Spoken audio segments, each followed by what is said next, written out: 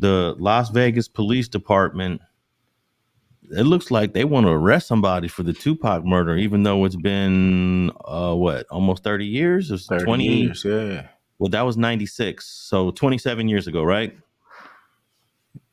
That's all it's been, 26, 27. Yeah, yeah.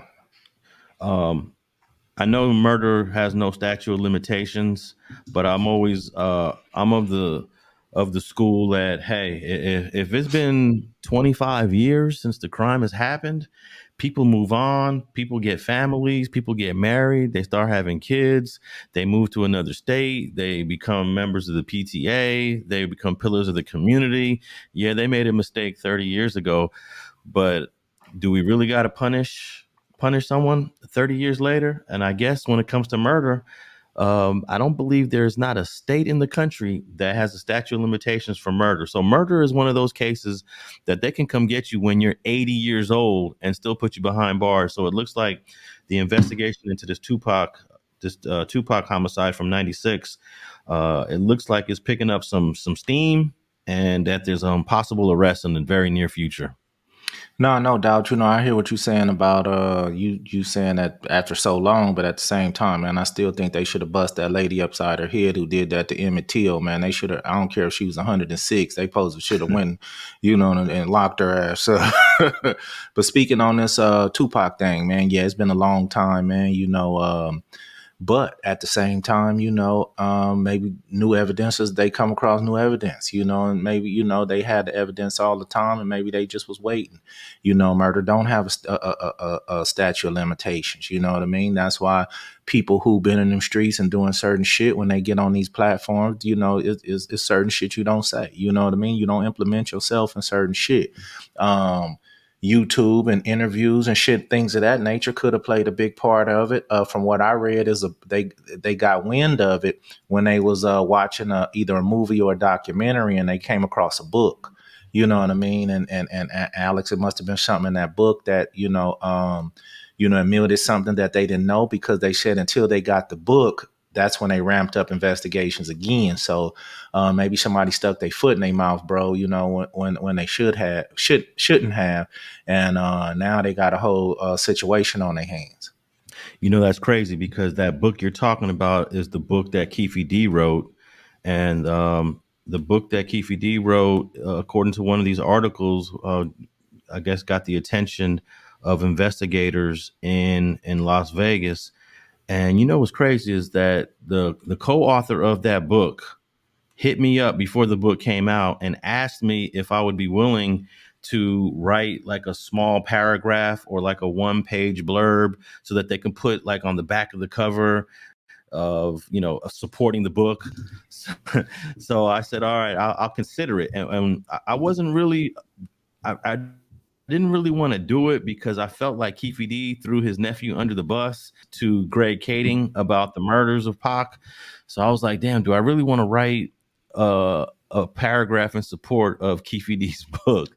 So I said, you know what, send me a copy of the book, and I'll think about it. And they sent me a copy of the book. I read it. And when I got to a part in that book where Keefe D claims that the reason why they busted on Pac over there on the corner of Flamingo and Colville is because Tupac pulled out a gun.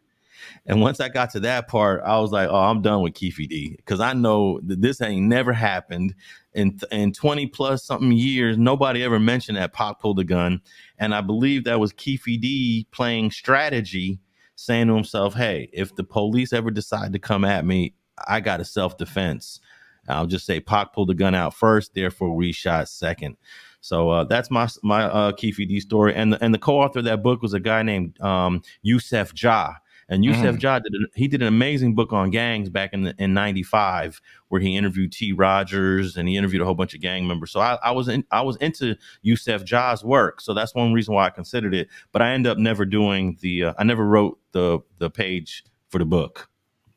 Right, right. Yeah, I never read the book, you know what I mean? But I do remember vividly, the night that happened, but yeah, bro, that investigation then picked up some steam some kind of way, Alex, and they basically saying that they, maybe finding somebody to, press some charges against. I don't know who, but sound like somebody is maybe in trouble in the near future. Quick clip, man. This just dropped this morning. Thanks for joining us at noon. I'm Vanessa Murphy. We start with breaking news first from our 8 News Now investigators. Metro Police confirming they searched a home Monday as part of the ongoing investigation into the death of Tupac Shakur, the rapper who was shot and killed 1 block off the Las Vegas Strip in September of 1996. Sources say detectives served the search warrant at a home in Henderson near Interstate 11 and Wagon Wheel Drive. No one is in custody at this time. We'll keep you posted as we learn more. Know anybody that lives near Wagon Wheel Drive and Interstate 11, you might be able to figure out who the heck they're talking about. But the the police aren't saying any names so far. They're being very secretive about their investigation. But I think it's pretty obvious um, who they're looking at. Oh, no doubt. They mentioned a few things that that line us up to know exactly who they talking about, man. And unfortunately, even the way they worded it in the thing is like, you know what I mean. We just get him on accessory or get him, something such after the fact. Man, they want to close this case out and they want to close it with something.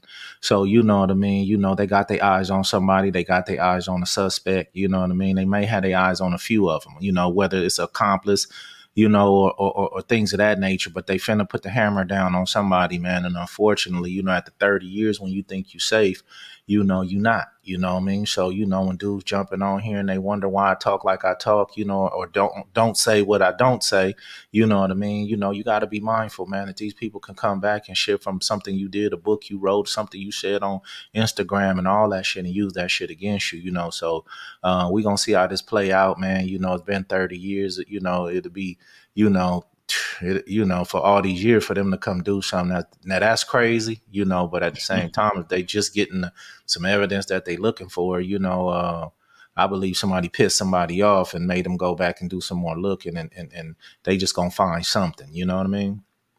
Yeah, but we got to remember that you still need witnesses when you have a case. Without witnesses, it's very difficult. But maybe the witnesses to the police are going to be the book and his confession. Maybe that's enough. Is that enough evidence? A book you wrote and maybe a confession you made like 20 years ago that they have on audio. Is that enough evidence? Yeah, no doubt. Ain't no question about it. You know what I mean? What you was doing to keep them off you for all these years, who's to say? You know what I mean? But at the same time, maybe your good graces and shit ran out. You know what I mean? And, you can't help them no more and they don't give a shit about you. You know what I mean? Listen, I just seen a video just today. Matter of fact, I was watching Spider Loke on live today. And, he putting up a video of from surveillance inside of a jail cell. Alex, we can't get those. You feel me? So these are the people from these jails or people that work in these jails that's putting these things out. So a lot of these people gonna get exposed, homie, when they think some of these audios is hid and they not. Some of these motherfucker videos is hid and they not. You know what I mean? So why people sitting up lying and talk about all this shit, you never know what can come out later on from those interviews people doing with authorities. So man, it's crazy, man, that people think they gonna get away forever, and they, making statements. All right, listen to this clip real quick. This is another clip about the investigation into Tupac's murder. Now at 11, new developments in the decades-long murder investigation of rapper Tupac Shakur. Police warning people to come out with their hands up as they execute a search warrant at a home in the Las Vegas area. This is video just into our newsroom of that response last night. Detectives and prosecutors say they determined they had enough information to proceed with a court-authorized search. Tupac Shakur was killed in a drive-by shooting in Las Vegas in 1996 at the age of 25. No one was ever arrested. Tupac has sold more than 75 million records worldwide and is in the Hip Hop Hall of Fame and the Rock and Roll Hall of Fame. Hello, I'm Mark All right, Brown. that was some interesting footage of the way they went on whoever's block that was to serve a search warrant. It looked like they had like vans, trucks, everything just coming for an old homicide case. No doubt. They going in there and trying to uh take anything that can pertain to it, in these situations, especially, phones with details, computers with details. Like I say, if anybody was say writing a book or telling a story, they getting all that information, man. Because sometimes people do slip. So right now we don't know what they went in there and got, but they if they had a search warrant, they had their eye on something that they went in there and got. Sometimes you put the pressure on the right person, Alex. You know what I mean? You can get some shit up out of them. I don't, like you say, I don't know who house this is. I don't know who relative house this is.